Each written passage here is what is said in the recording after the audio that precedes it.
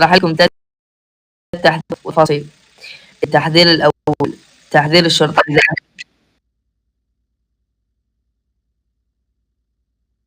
أحط التحذير يعني.